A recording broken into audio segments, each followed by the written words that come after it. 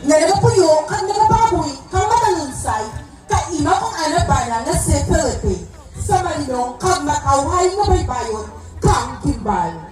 Sang kagabi, mahinumon ang bugos nga banwa kag nagapahuway sa idalong kang malinong nga kalangitan. Ginpukaw si Kunsing kang makangiritnes nga damgo. Sa alapanan awon, maaninaw ang madulong nga mga layag sa kalalawran kang baybayon. Kaginlusot kang mga binata nga moro. Ginbayluhan kang hindi masayran nga kagamo. Kag kahadlok ang malinong nga baybayon. Nakita ang mga kalayo nga nagaibwal kag nagalinupok. Mga tao nga nagadanagan kag mabatian ang pagtarangisan kang anang mga kasilingan. Kabalaka kakumbinsido nga ang anadamgo sang kapaandam.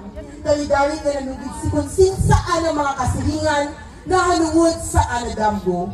Kinpangabay na ang mga kasilingan nga mag-andam kag maghalong kay ang mga kay sa adlaw nga lubuson kang mga pirata ang anda doo.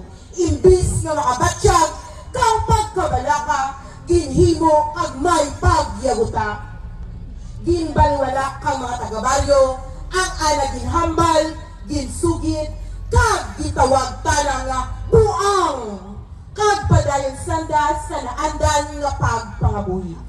Apang hindi gid matungkad ni Kunsing ang anadamgo, labaw pa sa isa ka panghuna-huna, nagapangibabaw ang makalisang nga pamangkot.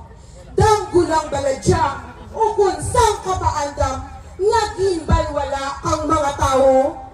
Mga kaabyanan, bisita dumuluong, tungganang kaghamili nga horado, lantawon kag bantayan naton ang pagpasindayan kang damgo kang kahapon. Tribo Banwahano!